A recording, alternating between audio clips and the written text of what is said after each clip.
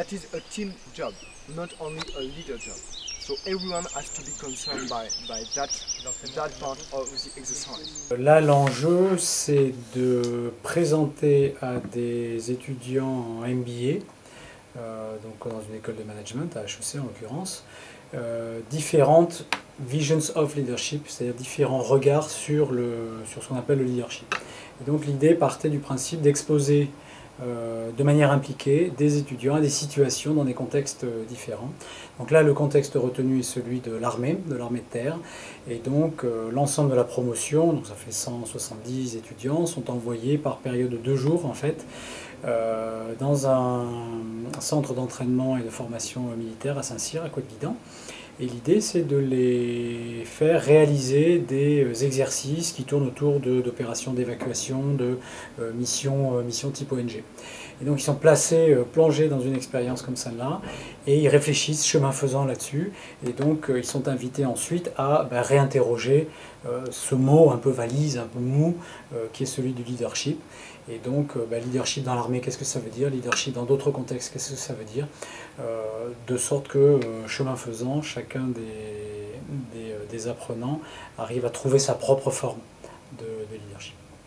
J'avais vraiment en tête l'idée d'essayer de faire en sorte qu'on comprenne la construction pédagogique d'une telle expérience et qu'on ne tombe pas dans l'idée de HEC c'est uniquement le management, c'est les militaires, c'est un lieu d'autorité. J'ai pas ressenti ça sur le terrain, donc j'ai voulu faire état aussi de ce que subjectivement j'ai ressenti. When you have common procedures, you have a common language, and with this common language, you understand each other, even if you don't know everything what is done by your teams, but at least you know the way they work, and you can decide and control them. En fait, on s'est rendu compte que c'est ça que venaient chercher les étudiants.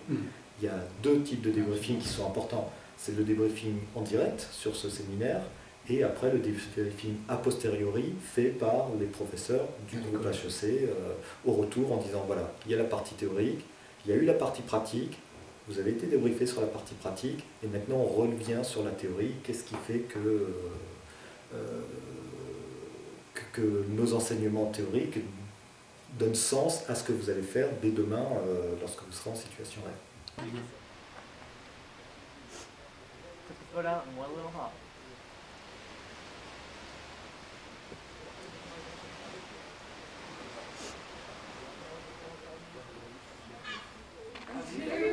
Come on, look at how much closer it is. Il faut y aller à cause du groupe.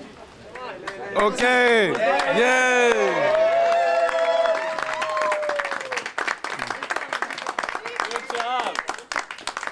Sur les bras et as soon as you hop forward, you're going to swing forward and you grab it with your feet.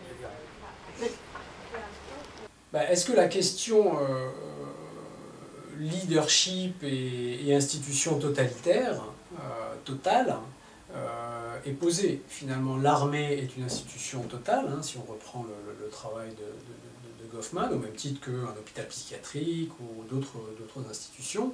Donc la question qui peut se poser, c'est pourquoi diable envoie-t-on des managers dans cette institution-là? Et ce qui est intéressant, c'est que dans les discussions qu'a apporté le CIRP, on a posé la question de savoir si on ne pourrait pas ouvrir le panel des expérimentations à d'autres institutions que la seule armée. Il y avait un côté possible, pratique, une temporalité qui faisait que l'école Saint-Cyr pouvait accueillir ces étudiants-là. Maintenant, il a été discuté avec les pédagogues d'HEC la possibilité d'envoyer dans un futur proche les étudiants dans une organisation syndicale, dans une ONG, dans une église, dans une communauté religieuse, vraiment pour aller au bout de cette idée que moi je trouve tout à fait intéressante de Visions of Leaderships, mais vraiment Visions avec un S, hein, c'est-à-dire s'assurer que l'on présente à des étudiants différents regards sur le leadership et surtout qu'ensuite on puisse les faire travailler là-dessus, hein, c'est-à-dire les faire prendre position, les faire écrire, les faire débattre, de sorte que, chemin faisant, ils sortent avec leur vision, qu'ils puissent à travers cela construire leur vision. Donc le risque, c'est s'il n'y a que cette vision-là, c'est-à-dire il n'y a que le détour par l'armée, alors on peut se poser la question de pourquoi ce détour-là. Et là, la question est tout à fait légitime.